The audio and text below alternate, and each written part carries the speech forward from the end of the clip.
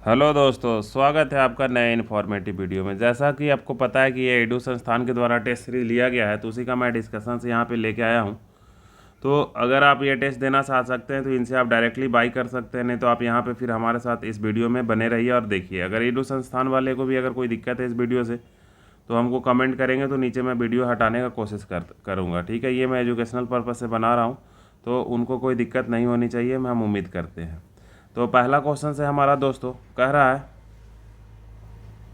कि न्याय दर्शन के संस्थापक थे। तो ये टोटल 150 क्वेश्चंस यहाँ पे हम करेंगे इस वीडियो में। तो वह 1 से 50 तक जो क्वेश्चंस है वो जनरल नॉलेज, साइंस वगैरह से रिलेटेड है। तो देखिए, न्याय दर्शन के संस्थापक आपके मन में आ गया होगा, गौतम बुद्ध थे। न्याय दर्शन के जो संस्थापक थे दोस्तों वो कौन थे? गौतम बुद्ध थे, आपके मन में आ गया होगा। फर्दर आगे अगर हम चलते हैं तो कह रहा है किस प्राचीन नगर का अवशेष, किस प्राचीन नगर का अवशेष जो है, किस प्राचीन नगर का अवशेष कुम्हरार स्थल से प्राप्त हुआ था। तो सब लोग पटना में रह के तैयारी करते हैं तो पता है कि प्राचीन नगर का अवशेष जो है कुम्हरार स्थल से प्राप्त हुआ, वो पाटलिपुत्र राज का प्राप्त हुआ था। किस राज का दोस्तों प्राप्त हुआ था? पाटलिपुत्र राज का प्राप्त हुआ था। पाटलिपुत्र राज का प्राप्त हुआ था। आज का तीसरा क्वेश्चन अगर हम देखते हैं तो कह रहा है, यहाँ पे समझिए कि अनबर ए सुहाइली नामक ग्रंथ निम्नलिखित में से किसका अनुवाद है? पंचतंत्र का है कि विष्णु पुराण का है कि रामायण का है कि महाभारत का है? तो ये जो अनुवाद है वो विष्णु पुराण का है कि पंचतंत्र का है? बताइए। तो ये पंचतंत्र का है। आपको कन्फ्यूजन होना चाहिए, तो ये है पंचतंत्र का। आप कन्फ्यूज अभी हुए होंगे तो कन्फ्यूज होने का ज़रूरत नहीं है। फोर्थ नंबर जो क्वेश्चन है दोस्तों वो बताइए कि भारत के इतिहास के संदर्भ में, ठीक है, उल गुलान, ठीक है, अथवा महान उपद्रव निम्नलिखित में से किस घटना का विवरण था? तो ये आपको बताना है कि किस घटना के बारे में ये बताया गया है। तो ये 1857 के विद्रोह के बारे में कहा गया है कि 1921 का मोपला विद्रोह हुआ था, इसके बारे में कहा गया है कि 1899 से 1900 के बिरसा मुंडो विद्रोह का ये चर्चा कर रहा है, मतलब इसके बारे में उल गुलान इसकी, या फिर 1859 से 60 के नील विद्रोह के बारे में ये चर्चा कर रहा है। तो आपको देख के समझ में आ गया होगा नाम से ही कि उल गुलान जो है झारखंड से रिलेटेड था, और ये जो है बिरसा मुंडा से रिलेटेड जो विद्रोह हुआ था उसका नाम यहाँ पे ये पूछ रहा है। फर्दर आगे अगर हम 5 नंबर देखते हैं दोस्तों, तो यहाँ पे समझिए कि निम्नलिखित में से कौन एक सुमेलित है, यानी कि यहाँ पे जो दिया गया है इसमें से आपको सुमेलित पता करना है। तो फतेहपुर कर्नल नील के बारे में कहा गया, फतेहपुर जो है कर्नल नील, तो ये गलत है। दिल्ली विंसेंट अय्यर, ये भी गलत है। जगदीशपुर कैंपबेल थे, ये भी गलत है। लखनऊ में कैंपबेल थे, तो ये सही है आपका। लखनऊ में कौन थे दोस्तों? कैंपबेल थे, ये सही है आपका। 6 नंबर की अगर हम बात करते हैं तो क्या कह रहा है कि रॉलेट एक्ट का भारतीय राष्ट्रीय कांग्रेस ने विरोध किया, क्योंकि रॉलेट एक्ट जब बन के आया था तो उसका भारतीय राष्ट्रीय कांग्रेस ने विरोध किया। इसका लक्ष्य था, मतलब क्या लक्ष्य था रॉलेट एक्ट का? तो ये बोला था ना, बिना दलील बिना वकील को ये किसी आदमी को पकड़ लेता था, यानी कि किसी भी व्यक्ति की जो स्वतंत्रता है उसको ये सीमित कर रहा था। तो इसका आंसर ये नंबर हो जाएगा कि किसी भी व्यक्ति की स्वतंत्रता को ये क्या कर रहा था? सीमित कर रहा था दोस्तों। फर्दर अगर हम 7 नंबर की बात करें दोस्तों, तो आइए हम लोग देखते हैं 7 नंबर क्वेश्चन कि मुजफ्फरपुर में किंग्स फोर्ट की हत्या का प्रयास कब किया गया था? किस ईस्वी में मुजफ्फरपुर के जो किंग्स फोर्ट थे उनकी हत्या का प्रयास किया गया था? तो ये आपको बताना है 1908 में किया गया था। कब किया गया था दोस्तों? 1908 में किया गया था। जयप्रकाश नारायण किस पार्टी से जुड़े हुए थे? जयप्रकाश नारायण की पार्टी का नाम था, वो था कांग्रेस सोशलिस्ट पार्टी। कांग्रेस सोशलिस्ट पार्टी जयप्रकाश नारायण के पार्टी का नाम था दोस्तों।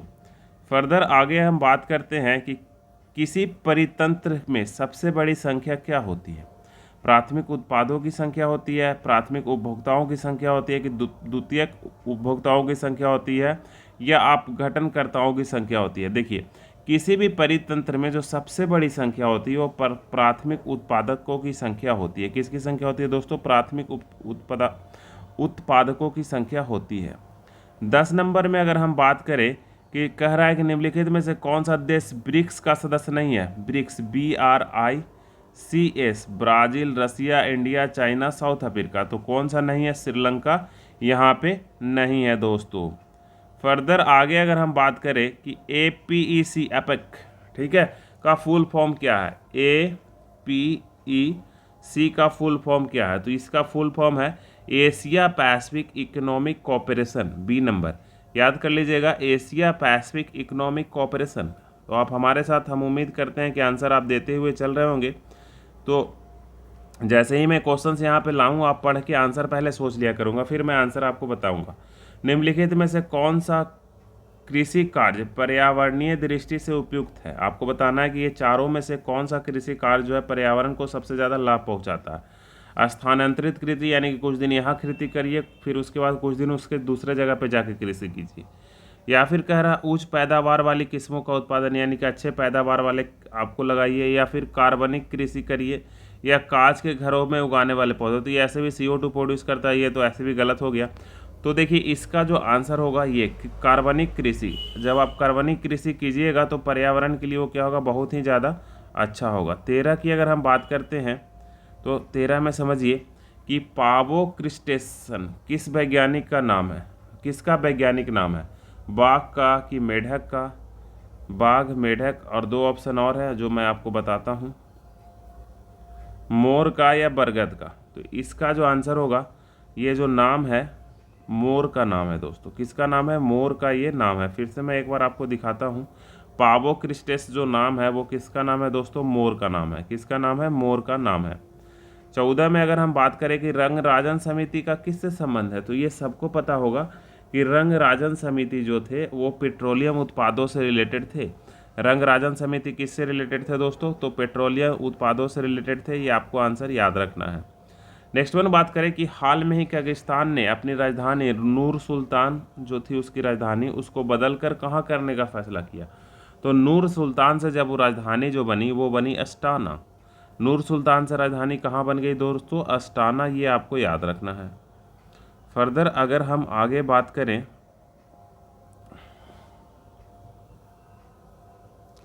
कह रहा है छठी पंचवर्षीय योजना का कार्यकाल क्या था, ये आपको बताना है। तो छठी पंचवर्षीय योजना का कार्यकाल क्या था बताइए? तो छठी पंचवर्षीय योजना का जो कार्यकाल था 1980 से 85 था। 1980 से 85, ठीक है। एक सेकेंड वेट करिए थोड़ा।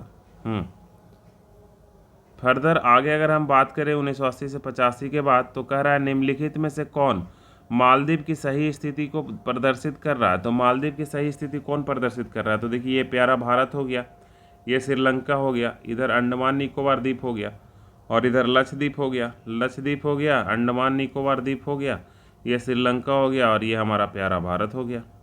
तो अब यहाँ पे मालदीव यहाँ पे बसा हुआ है। तो मालदीव क्या है? लक्षद्वीप के दक्षिण में है। तो इसका आंसर कौन सा होगा? लक्षद्वीप के दक्षिण में इसका आंसर हो जाएगा दोस्तों। तो ये क्वेश्चंस आप कर रहे होंगे तो आपको बहुत ही अच्छा लग रहा होगा, क्योंकि क्वेश्चंस इसमें जो है लेवल का है। तो कह रहा है दिबांग, लोहित और केनुला निम्नलिखित में से किसकी सहायक नदी है? तो ये जो तीनों नदियां हैं ब्रह्मपुत्रा की सहायक नदी है। आपके नाम से ही पता चल गए होंगे कि ये ब्रह्मपुत्रा की सहायक नदी है। नेक्स्ट वन है कि निम्नलिखित में से कौन सी भारत की शीत ऋतु की विशेषता है? यानी कि भारत में शीत ऋतु में क्या होता है, ये विशेषता आपको बताना है। तो पहला कह रहा है कि गर्म दिन और गर्म रात होती हैं, गर्म दिन और गर्म रात होती हैं। दूसरा कह रहा है गर्म दिन और ठंडी रात होती है। तो हाँ बिल्कुल ये आंसर होगा हमारा। शीत ऋतु में क्या होती है? दिन थोड़ी गर्म होती है और रात उसके अपेक्षा बहुत ज़्यादा ठंड होती है। तो इसका आंसर कौन सा हो जाएगा दोस्तों? इसका आंसर हमारा हो जाएगा बी नंबर। 20 में अगर हम बात करते हैं तो कह रहा है कि India state of forest report 2011 के अनुसार भारत में वनों का कुल क्षेत्रफल भारत के क्षेत्रफल का कितना परसेंट है? तो ये जो है 21.5% है, 0.5%, 21.05% है। तो प्यारे मित्रों ये आपको याद रखना है। फर्दर अगर हम 21 की बात करें तो कह रहा है कि ग्रीष्म ऋतु में उत्तरी मैदानों में बहने वाली पवन को निम्नलिखित में से क्या कहा जाता है? तो ग्रीष्म ऋतु में जो उत्तरी मैदानों में पवन बहती है उसको क्या कहा जाता है? अभी हम ऑप्शन देखते हैं फिर आपको पता चल जाएगा।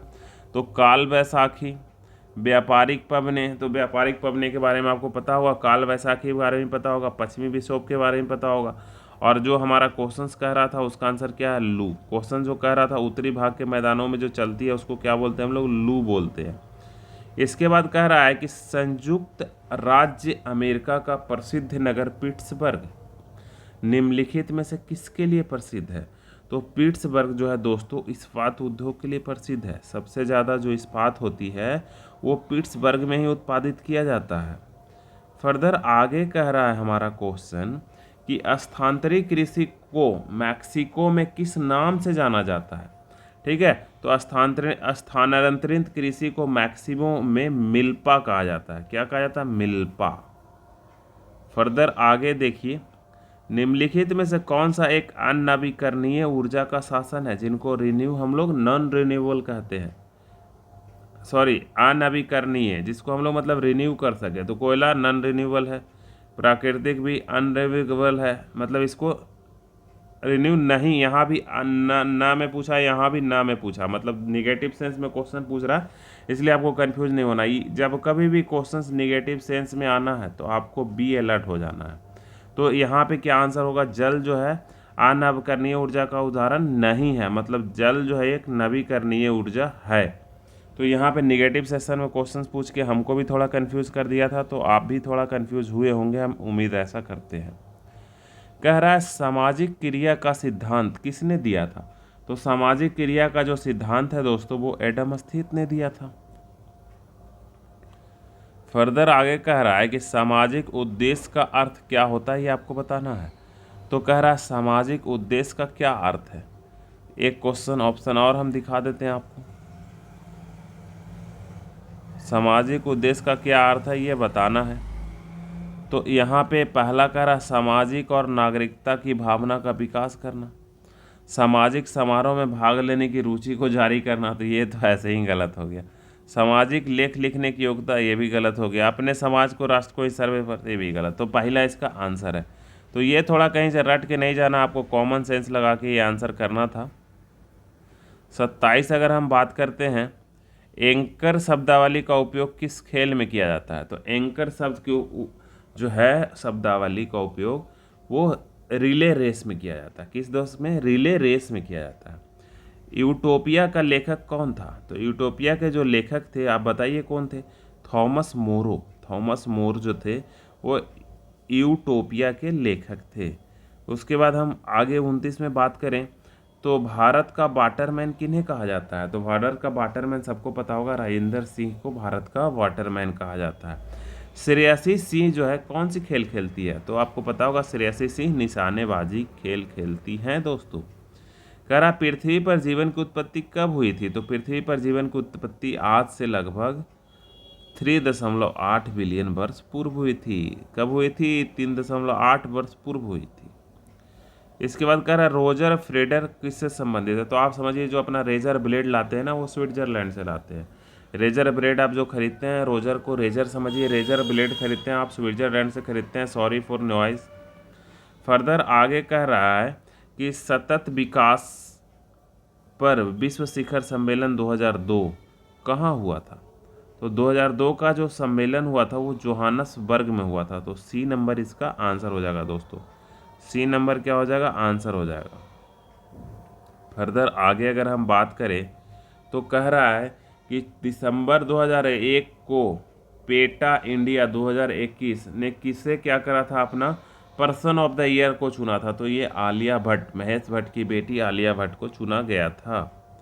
फर्दर आगे अगर हम बात करें कि स्पितुक गुटर से क्या गुस्टर फेस्टिवल 2022 कहाँ मनाया गया?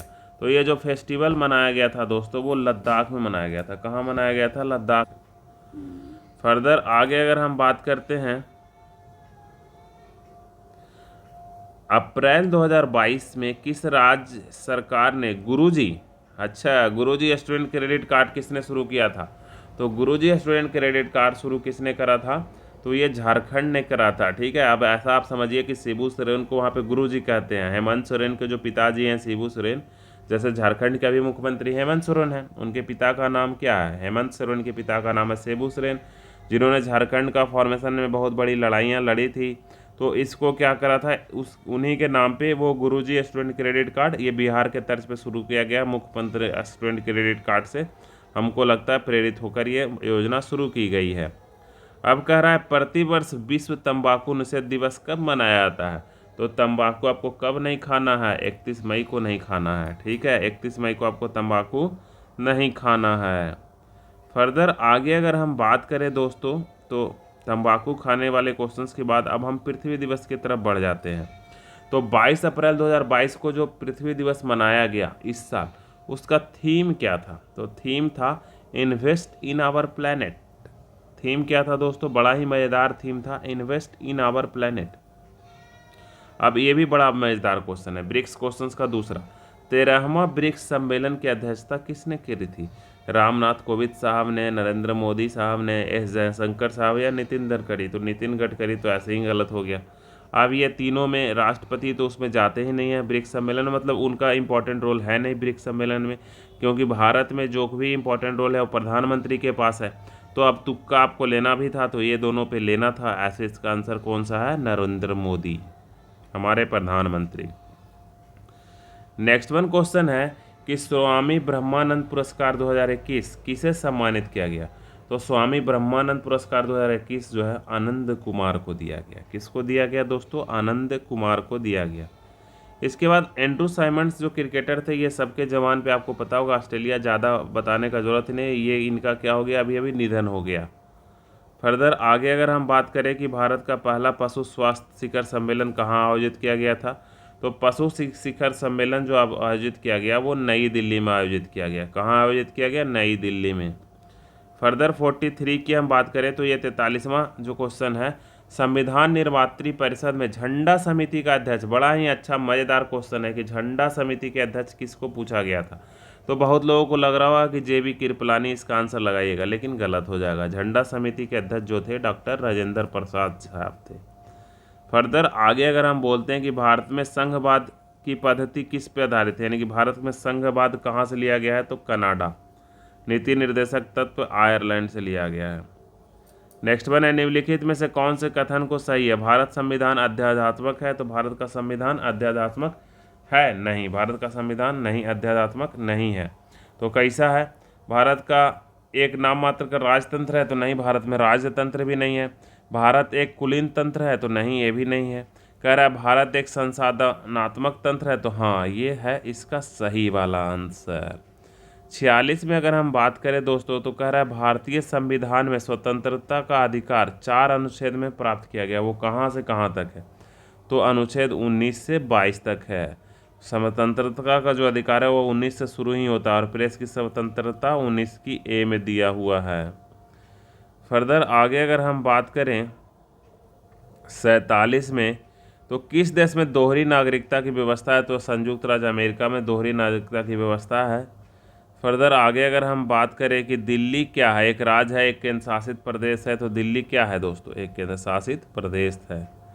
49 में अगर हम क्वेश्चन में बात करें तो कह रहा है कि निम्नलिखित में के अंतर्गत किस राज्य को, अच्छा मतलब भारत में कोई राज्य को कौन मिला सकता है या उसको बांट सकता है? तो सांसद के पास इस तरह का पावर है और किसी के पावर नहीं है। और आज का ये लास्ट क्वेश्चन है, मतलब इसका जनरल नॉलेज और जनरल स्टडीज़ का, ठीक है। इसका जनरल साइंस और मैथ का क्वेश्चन हम लोग देखेंगे इसके बाद वाले सीरीज में।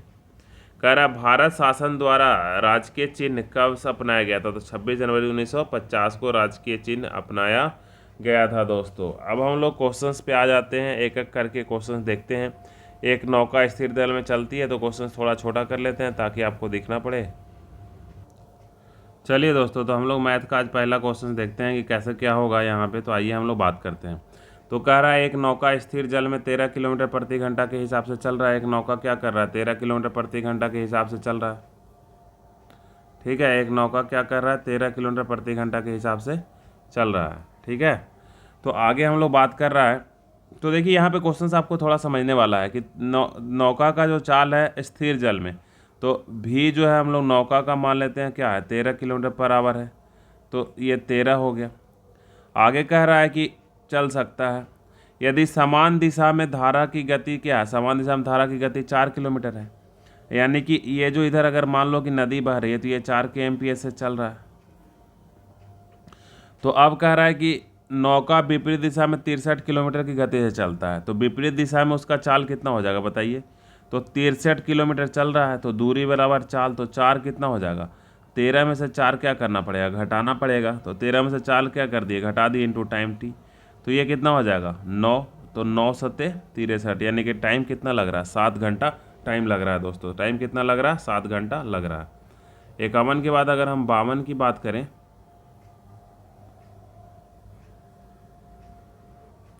तो देखिए 52 नंबर क्वेश्चन कह रहा है कि एक रेलगाड़ी जो है 40 किलोमीटर प्रति घंटा की औसत गति से अपने गंतव्य स्थान पर पहुंच जाती है। ठीक है, तो देखिए हम लोग हमेशा S is equal to V T का फॉर्मूला याद रखेंगे, दूरी बराबर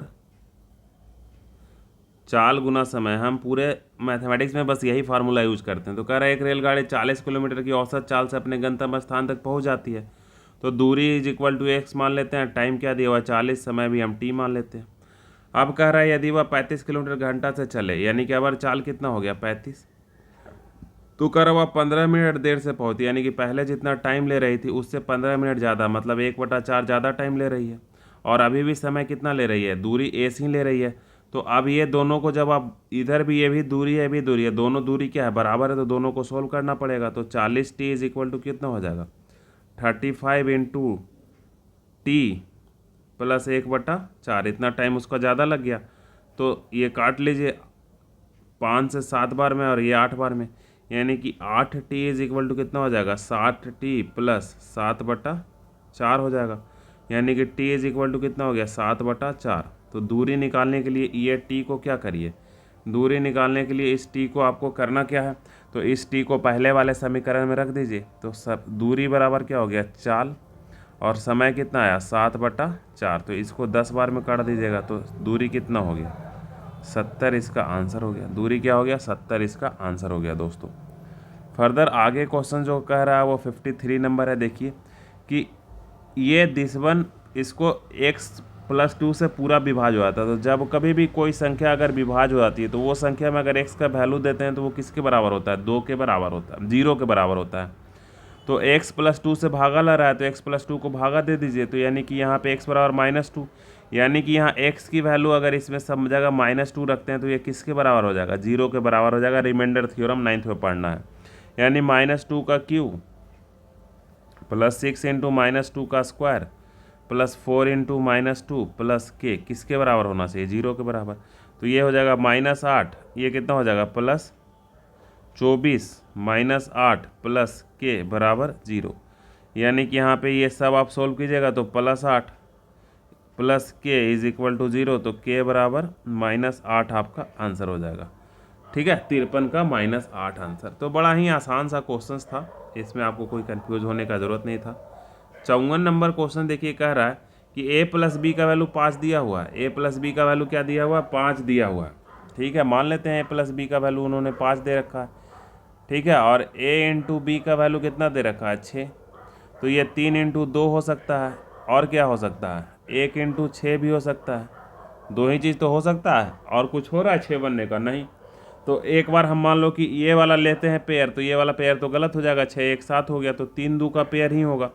अब या तो 3 2 वैल्यू हो सकता है, नहीं तो 2 और 3 वैल्यू हो सकता है, दोनों में से कोई भी वैल्यू हो सकता है। हम यहाँ पे जस्टिफाई नहीं कर पाएंगे कि कौन वैल्यू होगा। तो ए क्यू माइनस बी क्यू निकालना है, तो 3 का क्यू मान लो निकाल लो और 2 का क्यू, तो 27 में से 8 जाएगा तो कितना बचेगा 19 आंसर। तो यहाँ पे 19 भी हो सकता है और -19 भी हो सकता है। आंसर थोड़ा इन्होंने गलत करा है, 3 का क्यू करेंगे तो 2 4 2 8 -27 इज इक्वल टू क्या -19। तो इसका आंसर +19 भी आ रहा है और -19 भी आ रहा है, दोनों आंसर आ रहा है।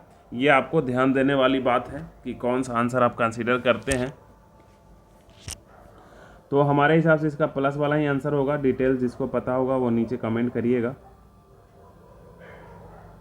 फर्दर आगे अगर हम बात करें 56 में, तो 56 देखिए क्या कह रहा है कि दीप्ति किसी काम का 1/3 पार्ट। अच्छा, एक क्वेश्चन छूट रहा है अपना, 55 नंबर छूट रहा है। तो 55 नंबर क्या कह रहा है कि शादी के समय एक औरत तथा उसके पति की औसत आयु 23 वर्ष थी। ठीक है भैया, शादी के समय 23 वर्ष थी, तो दोनों का जोड़ के कितना हो जाएगा, यानी कि उसका पति और प्लस उसकी औरत दोनों का औसत 23 है, तो दोनों का एडिशन कितना हो गया 46 साल। 5 बरस बाद, तो यानी कि उसकी वो भी 5 साल बढ़ी और उसकी औरत भी 5 साल बढ़ी, और कह रहा है उनके पास 1 वर्ष का बच्चा भी है, तो 1 साल और उम्र बढ़ गया, तो अब टोटल उम्र कितना हो गया 57 साल हो गया। ठीक है, तो अब कह रहा है कि पूरे परिवार का औसत कितना हुआ, तो पूरे परिवार का औसत का मतलब कितना, 3 से इसमें भागा दे दीजिए, 3 से कितना कर दीजिए, इसमें भागा दे दीजिए। तो 3 से जब डिवाइड दीजिएगा तो कितना हो जाएगा, 19 उनअड़तीस 19 या 57। तो इसका आंसर क्या हो जाएगा, 19 साल आंसर हो जाएगा। समझ में आया दोस्तों क्या हम कहें। ये औसत दिया था 2 लोगों का, तो उसको 2 से गुना कर दिए तो दोनों का समेसन आ गया। औसत तो ऐसे ही निकलता है ना, x + y/2 करके। तो ये इतना तो आपको पता होगा, इतना ज़्यादा डिटेल में बता के बोरिंग नहीं करना चाहता हूँ।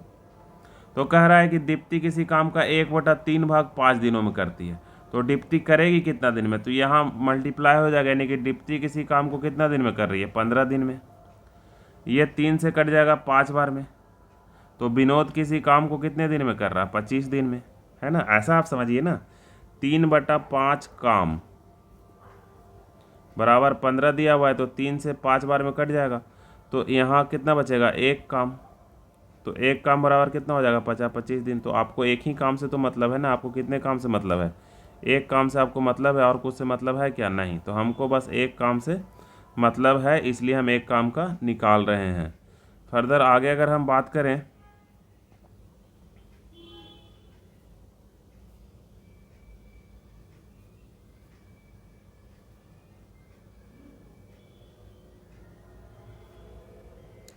तो यहाँ पे आगे देखिए, अब इसका कितना हो जाएगा, 6 से काटिएगा तो 3 बार में कट जाएगा 18। तो यहाँ पे सत्या 21 दिन, तो कौन 21 दिन में कर रहा है, चंपक बाबू कितने दिन में कर रहे हैं, 21 दिन में कर रहे हैं। तो तीनों का एक साथ कितना समय लगेगा, देखिए अब इसका एलसीएम जब आप लीजिएगा तो एलसीएम जल्दी से बहुत बड़ा हो जाएगा। तो इसका शॉर्टकट हम बस लॉन्ग टर्म में, यानी कि इसीलिए एग्जाम में कहा जाता है कि आपको डिटेल सॉल्यूशन भी आना बहुत ज़रूरी है। तो 3 × 5 = 15, 25 का 25, 3 × 7 = 21, 5 से कट कीजिएगा तो कितना हो जाएगा, 5 × 25, 50, 25, 5 × 7 = 35। तो इसका अब सब मिल के काम करवाना है, तो इसको ऐसे निकाल दीजिए, +1/21। तो अब यहाँ से आगे हम बात करते हैं, तो एलसीएम कितना हो गया, 3 × 5 × 5 × 7। तो यहाँ 15, तो 3 × 5 = 15, तो ये 35 हो जाएगा, +25 तो 50, 25 तो 7 × 21 हो जाएगा, 7 × 21। तो यहाँ पे अगर 21 है तो ये 25 हो जाएगा। यही जो है काम करने में उसको समय लगेगा, आपको सॉल्यूशन इसका निकाल लेना है दोस्तों। तो सोल्व कर लीजिए इसको, तो जोड़िएगा तो कितना हो जाएगा, तो ये 35 और 25 कितना हो जाएगा, 60, 10, 70 और 1, 81 बटा कितना हो जाएगा, 3 × 5 × 5 × 7। तो 3 से 81 तो कट ही जाएगा ना, 27 या 81, अब तो कटेगा नहीं। तो इसको 25 सत्ते 75 से, तो ऊपर में 27 रहेगा और नीचे में 175। तो जब इसको उल्टा कीजिएगा तो यही आंसर हो जाएगा, 175/27। तो एग्ज़ाम में आपके साथ शॉर्ट वाला ट्रिक के साथ आपको कंसेप्ट भी पता होना चाहिए, क्योंकि ये ट्रिक पे बनाइएगा तो बहुत ज़्यादा लंबा बनेगा। तो जो हम कंसेप्ट जो है बनाने का, ठीक है, ए किसी काम को x दिन में करता है, बी किसी काम को y, c तीनों मिलके 1/x + 1/y + 1/z, इसी के आधार पे हम आपको बताएं, ठीक है। फर्दर आगे 56 के बाद अगर हम 57 की बात करें तो कह रहा है, आइए देखते हैं और क्या। ए किसी काम को भाई 24 दिन में कर रहा है, बी उसी काम को 18 दिन में पूरा कर रहा है। अगर ए 4 दिन काम करके क्या करता है, ए पहले 4 दिन काम किया, तो पहले इसको बनाइए। तो 24, तो मान लीजिए हम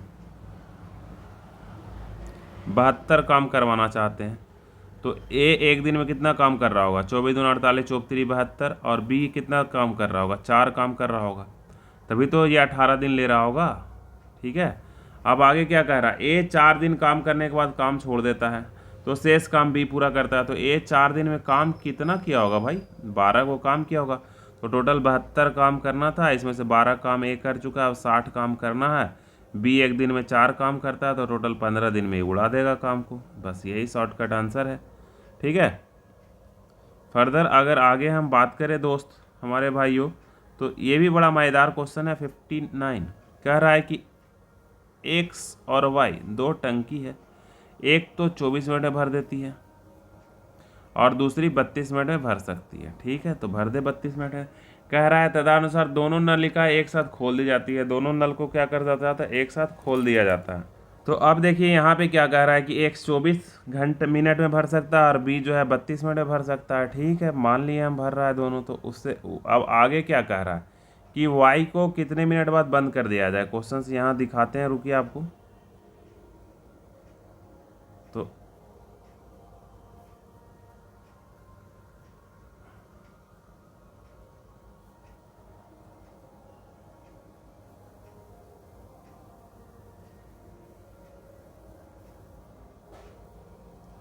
तो क्वेश्चन में देखिए क्या कह रहा है दोस्तों कि वाई को कितने देर बाद बंद कर दिया जाए, ठीक है, ताकि टंकी 18 मिनट में पूरी भर जाए, ठीक है। तो वाई को बंद कर देना है, तो यहाँ पे पहले इसमें बनाइए, तो इसका एलसीएम कितना हो जाएगा, 96 ले लीजिए। तो ये 4 मान लीजिए लीटर भर रहा है पानी और 32 ये 3 भर रहा है। तो अब क्या कह रहा है यहाँ पे समझने वाली बात ये है,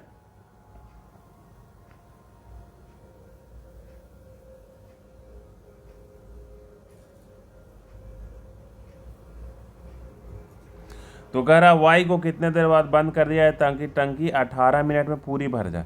तो देखिए वाई को हमको बंद करना है, मतलब एक्स वाली जो टंकी है पूरा का पूरा 18 मिनट चला, तो 18 मिनट चला तो ये 18 मिनट में कितना पानी भर दिया होगा बताइए। तो 18 से इसमें गुना कर लीजिए, तो 18 चौक 72 लीटर ये पानी अकेले भरा, तो टोटल 96 भरना था, इसमें से 72 लीटर ये पानी अकेले भरा, तो 4 और 2 24।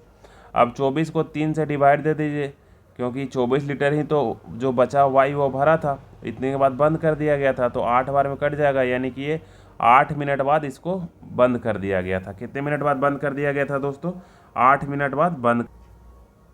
अब आगे क्वेश्चन नंबर 59 देखिए, कह रहा है 59 में क्या कि एक टेलीविज़न का मूल्य 10% की छूट जाती है, फिर 10% का मतलब, तो क्रमिक बट्टा जानते हैं, -10 प्लस 10 इंटू 10/100 यानी कि -20 प्लस 1 यानी कि -19 पर इकट्ठे दिया जा सकता है। 19% इकट्ठे अगर दे देगा तब भी इसमें भी उतना ही छूट मिलेगा। 60 नंबर क्या कह रहा है कि एक छात्र को परीक्षा में उत्तीर्ण होने के लिए न्यूनतम 35% अंक चाहिए था एवं अंक प्राप्त करने की आवश्यकता है। यदि 200 अंक प्राप्त करता है और 10 अंकों से क्या कर जाता है, फेल कर जाता है।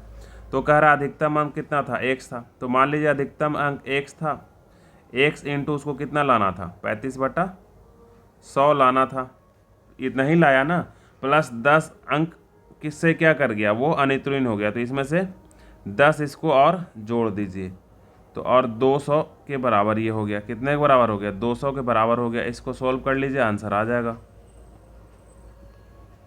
इज इक्वल टू कितना हो जाएगा 210, तो 7 से कट जाएगा, 7 5 35, 7 21, 20 बार में, तो x बराबर कितना हो गया, 600 रुपया, 600 का मार्किंग स्कीम था, 600 का मार्किंग स्कीम था।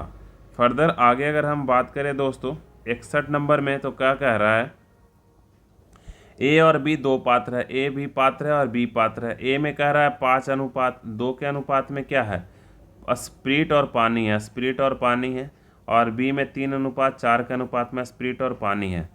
कह रहा है एक पात्र से इसे किस अनुपात में मिलाया जाए कि स्प्रिट और पानी का अनुपात 2:1 हो जाए। तो जब कोई भी ऐसा मिलाया जाए तो हम लोग क्या एलिगेशन का लगा लेते हैं कंसेप्ट, तो यहाँ 5/7 हो जाएगा, स्प्रिट स्प्रिट को मिला लेते हैं, यहाँ 4/7 हो जाएगा, यहाँ 2/3, इधर से इधर घटाइएगा, इधर से इधर घटाइएगा, और जो रेशियो आएगा आंसर हो जाएगा, रेशियो 5:1 आएगा। फर्दर आगे अगर हम बात करें